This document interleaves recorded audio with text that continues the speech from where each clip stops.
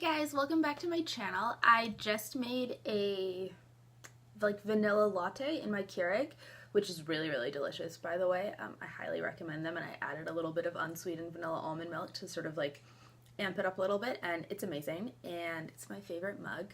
I think I've shown this before, the one with the hummingbirds on it. And I thought I'd make a little video today about the classes I'm taking this semester, because I made this video twice last year for each semester with just a little bit of an overview of what classes I'm taking and how I'm liking them. We're 6 weeks into the semester now, so my classes are solidified and I have a pretty good idea of what I like and what I don't like, so I thought I'd just talk about them for a little bit. My first class is a politics class, and is Introduction to Global Politics, which is actually a requirement for my program, so I have to take it whether I wanted to or not. It does happen to be really interesting. It's essentially an intro to international relations, but it's a lot more theory-based than sort of the more practical applications of international relations that I've discussed in other classes, so I'm quite enjoying it. The books are not the most engaging because it's really theory-based, but the part that I really like the most is the discussions that we've had on game theory, which is something that I didn't realize was quite as fascinating as it is. I'd heard of it, but I didn't really know what it was, and it's shot up on my list of things that I want to do a lot of independent research on and read about, because it's just the coolest thing ever. So it's a pretty good class. We have a midterm coming up, so I'm going to be studying for that after I finish making this video, so fingers crossed that goes well. My next class is a full year class, so it's sort of this semester and next semester. Obviously, that's what a full year class means.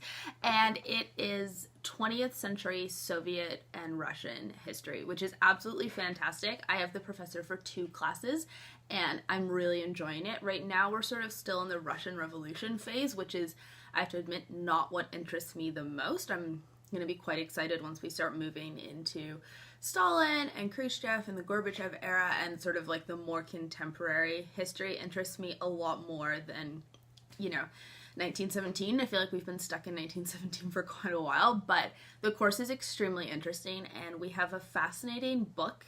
One of our texts is, I think it's called In the Shadow of Time, or In the Shadow of Revolution. The book's right in front of me, and it's a collection of stories written by women in Russia from 1917 to World War II, just chronicling their lives. So it's really interesting to read about the role of women in all of these various conflicts in Russia and the Soviet Union. And basically everything was a disaster, and everybody was cold and hungry, and everybody basically died. I got slightly sidetracked there and then got distracted by my coffee, but what I was essentially saying was that it's a rather reading intensive class, but I think it's good. And our prof is a little bit out there in a good way. Last discussion group, she had us draw a picture to represent our analysis of some of the texts that we had read, and I've never had a professor ask me to draw anything before at university.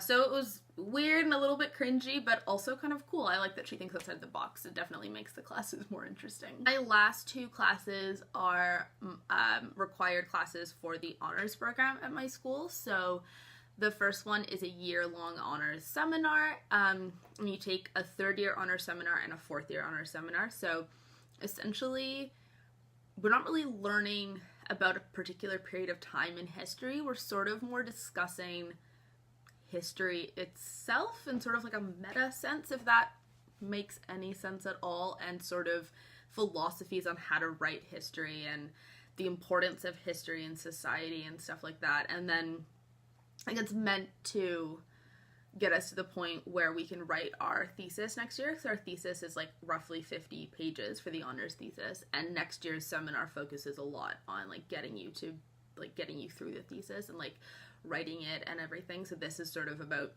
getting you to the point where you could write a thesis. And like I said, it's full year, so it has the whole honors cohort, which is really nice. It's nice getting to know everybody in the group, and it's both a really good class and also really frustrating. I feel like I go into every single seminar every week having done all the readings and being really prepared and feeling like I understand the text and the readings, and then I leave feeling like my brain has just been completely blown apart, and I don't understand not just the text but anything in my entire life. So it kind of blows my mind on a weekly basis, and it's both good and bad.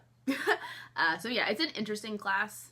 It's entirely discussion based. We do the readings, and then every week someone does a little presentation on them, and then we just talk about the readings for 2 hours. So it's a good class. It's definitely not an easy class, though, if you don't like to talk, because that's all we do is talk for 2 hours every week. Talk and read. And that's it. That's basically the honors seminar in a nutshell. And then lastly, I have my honors tutorial. So the honors tutorials are split. So half of the class are third years and half of the class are fourth years. And there's 3 different honors tutorials options focusing on different themes and topics offered throughout the year. And I chose the one that's on the global 1960s because A, it interests me a lot, and B, none of the other 2 interested me at all. So it worked out really well for me. And the class is worth 6 credits, so you may have noticed that I'm only taking 4 classes, but I'm getting 15 credits worth because the honors tutorials are like double counted in credit because they require so much work. So it's basically like 2 classes worth of work in 1 class. And it is seminar based again, so we meet once a week and we've done all the readings, then we just talk for 2 hours. And we're currently sort of working out term paper ideas. I'm trying to really push myself outside of my comfort zone. I always write about decolonization. I always write about politics because those are things that really interest me. And while I'm not trying to force myself to change my interests, I also think that this class would be a really good opportunity to push myself outside of my comfort zone a little bit and try something more social or cultural or just a little bit more like fun almost. So I'm currently fleshing out my topic for our 15-page paper, but I'm thinking that I'm going to do something related to fashion and fashion in the 1960s, like maybe 1965, because fashion in the 60s is way too broad, as marketed to like teenage girls, and what that says, and the differences, sort of comparing and contrasting how it's present in England versus the United States, because our paper needs to be transnational. So that's kind of roughly where I'm going at right now. I'm going to do some research this afternoon, and I'm hoping to maybe get a look at some magazine archives, like 17 magazine or whatever the British kind of teenage magazine was in the 60s,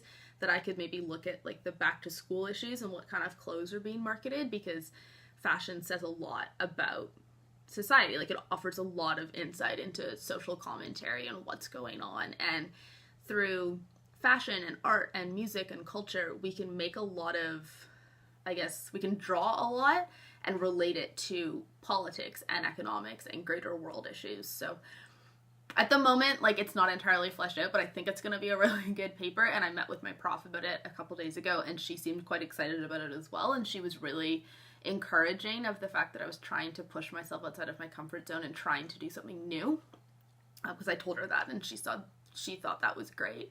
So it's the same prof that I have for my Soviet history class. But yeah, it's like a phenomenal class. It's really reading heavy, obviously, because it's essentially 2 classes, but we don't just read, we watch a lot of, like, we use multimedia a lot. So we watched the Battle of Algiers, which is like a full-length, feature-length film earlier in the semester. The other week, we had like 2 articles to read, and then we had like 6 songs to listen to, including like some stuff by Bob Dylan and the Beatles and Brigitte Bardot, and so that was really exciting. And I just finished this morning watching some Virginia Slim cigarette advertisements from the 60s, which was really cool, and like relating that to sort of like women's rights and like the women's sexual liberation and everything. So we read from like a wide variety of sources and use a wide variety of sources, and because it's the global 1960s, we're not just focusing on any one country, so we're getting this really cool connection every week of things that are happening in multiple different places. And every week it's not so much organized on a country or an event, it's more organized on a theme. So I'm pretty sure going into this week, it's the sexual liberation. And then we have a week coming up on environmentalism, and we had a week on student movements, and, you know, we had a week on the civil rights movement. So it's like the coolest class, I think, maybe that I've ever taken. Those are all of the classes I'm taking this semester. Like I said, I'm taking 4 classes, but it counts as 5 in terms of credits because of my honors tutorial. This is my first year in the honors program. The honors program is for 3rd and 4th years. It's not easy at all. It's a huge step up in terms of like work that's required and the, I don't know, like level of writing and analysis that's required. So it was quite intimidating, I'm not gonna lie, especially the first couple of weeks where I just felt like, oh my god, why am I even in this program? Like, they should not have admitted me. But I really like it, and I think I'm finding my feet a little bit more every single week and feeling a little bit more comfortable every single week. So yeah, I'm enjoying the semester so far. It's starting to like ramp up. October is always a stressful month with midterms and paper proposals and sort of everything coming at you like a tsunami or like a tidal wave. And I haven't solidified any of my classes for next semester, so I have like literally no idea what I'm going to be taking in January. So you can wait until about February to get a video on what classes I end up taking next semester. But yeah, I'm gonna finish my latte and then go back to studying, because that's what I do on the weekend, is drink coffee and study. So yeah, have a productive day, guys. Catch you later. Bye.